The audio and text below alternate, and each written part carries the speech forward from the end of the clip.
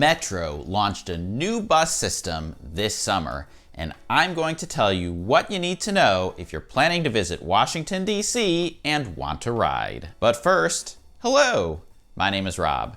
I'm a tour guide and founder of Trip Hacks DC Tours. On this channel, I share my best tips, tricks, and travel hacks for visitors who want to explore Washington, D.C. Metrobus is one of many transportation options you have available when you visit DC. For tourists, Metro Rail tends to be the most popular option, and I have plenty of videos to help you ride it. The biggest disadvantage to Metro is that it doesn't go everywhere, so Metrobus can help fill in some of those gaps. In this video, I'm going to tell you what you need to know about Metrobus's recent changes. I'll give you a quick demo on how to ride and pay your fares. I'll point out some of the new routes that I think will be particularly useful for tourists and visitors. And I'll give my opinion about this Metrobus revamp. The recent changes are part of what's called the Better Bus Initiative, and it has 3 stated goals. 1, make trips more frequent and reliable. 2, reduce transfers and shorten waiting times. And 3, simplify route names and schedules. If you visited Washington, D.C. before and have memories of riding a particular bus route, go ahead and forget about it because those old bus routes no longer exist and the new ones have new names. Metrobus routes are now alphanumeric, where the letter represents the area that it serves and the number represents the route. Routes now start with A for Alexandria and Arlington, D and C for Washington, D.C., F for Fairfax and Falls Church, M for Montgomery County, and P for Prince George's County. There are also express routes that use an X suffix. For example, the D60 is the name of the route in Washington, D.C. that runs on 16th Street, and the D6X is the express version of that route. Express routes have fewer stops and are therefore theoretically faster if you're traveling a long distance. You can view the full-blown route map with every bus route on it over at wamata.com. But to be completely honest, for visitors and tourists, looking at this map will probably just be completely overwhelming.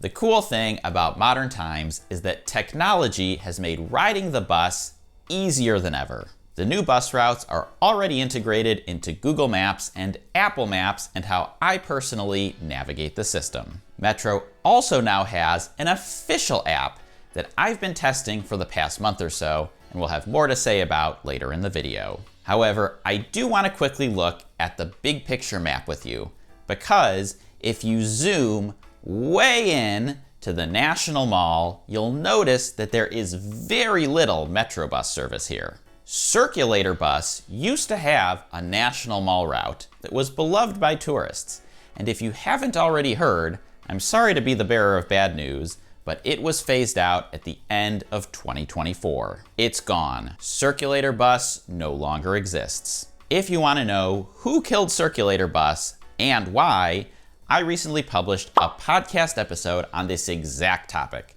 so check out the description for a link to listen. Okay, now let's talk about how to ride so that you know exactly what to do once you arrive in DC. Like I said, I first recommend using Google Maps or Apple Maps to figure out exactly which routes you need to ride to get to where you need to go. And the other reason to use these apps is so that you can identify where the stop is located and how to get to it. Every Metrobus stop has a red, white, and blue sign. At the top, it shows the old bus routes that used to stop there. You can ignore that part because those routes are gone now. In the red section below, it shows the current routes that stop there. Some bus stops have a shelter and a bench and a digital display that shows the amount of time you have to wait for the next bus. And on the other end of the spectrum, some bus stops have nothing, just a sign on the side of the road. The sign is the key. If you're under the sign, you're in the right place. While you're waiting for the bus, this is where having a Metrobus app can be helpful. Metro now has an official app called Metro Pulse. You can get it in the Apple App Store or the Google Play Store. It is for both Metro Rail and Metrobus, and it has a toggle so that you can use it for one or the other or both at the same time. If you use it for Metrobus, it will show you for a given bus stop which routes stop there, how many stops away the closest bus is, and approximately how many minutes you have to wait for it. At the time I'm recording this video, Metrobus fare is $2.25, and you pay it with a SmartTrip card. SmartTrip can either be a physical plastic card or a digital SmartTrip card on your phone. I have an entire dedicated video about how to set up and use the various forms of SmartTrip, so make sure to check out the video description for a link to that if you want to know. And also worth saying that at the time I'm recording this video, you do have to use SmartTrip. You cannot use a credit or debit card like you can on Metro Rail. At some point in the future, you should be able to, but not yet. And that's a great reason why you should subscribe to the channel if you aren't already, because I do tourism update videos occasionally with important updates like this one. When the bus arrives, wait for anyone who's exiting to get off. When you enter, look for the SmartTrip reader near the front of the bus. It looks like a digital reader with a screen on the top and a picture of a SmartTrip card on the bottom. Once you're on the bus, tap your SmartTrip card against the bottom part where the picture is. You'll get a confirmation on the screen and a chime that it was successful. Then you can ride the bus to wherever you need to go. When your stop is next, you can either signal the driver you want to get off by pulling the cord on the side of the bus or pushing a big red button on a different style of bus. If possible, try to exit through the back door to speed up the boarding process for people who are getting on. Unlike Metro Rail, you do not need to tap off when you exit. When the doors open, you just leave. Now, I know the Metrobus system can potentially feel overwhelming for tourists and visitors, but let's talk about 5 routes that I've identified as useful for visitors. First is the D80. This runs from Union Station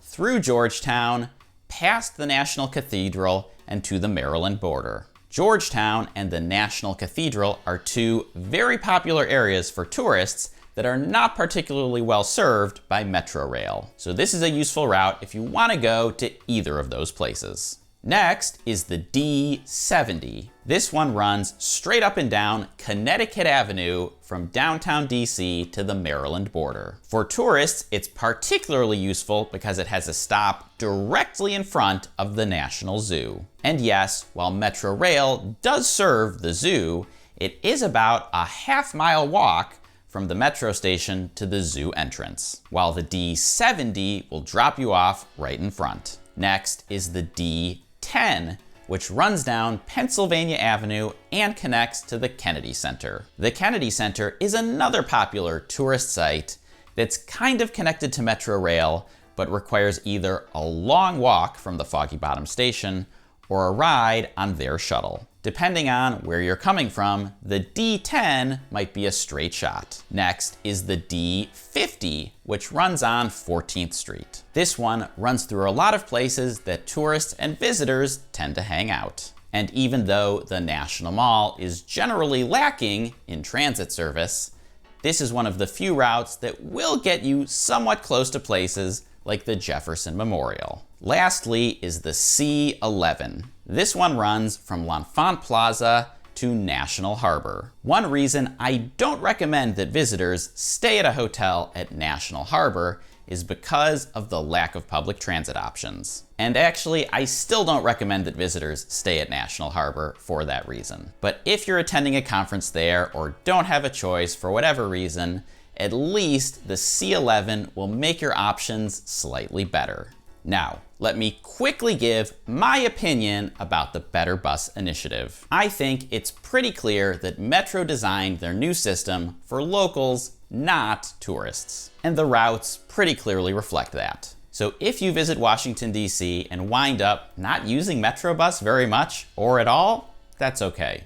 but I do think there are potentially some useful routes, as I just showed. Plus, you might just discover organically, while you're using Apple Maps or Google Maps, that the bus is a great way to get where you need to go. For locals, I think some people will wind up with slightly better bus options and frequencies, and others might potentially be worse off. For me, personally, the bus revamp has been a net positive. I feel like there are more options, faster frequencies, and I've been enjoying using it. But I also have friends who feel the opposite. Both outcomes are possible. In my opinion, one of the greatest things about living in or visiting DC is all of the transportation options for getting around. When you visit, you can walk, bike, ride the metro rail, bus, or hire a ride.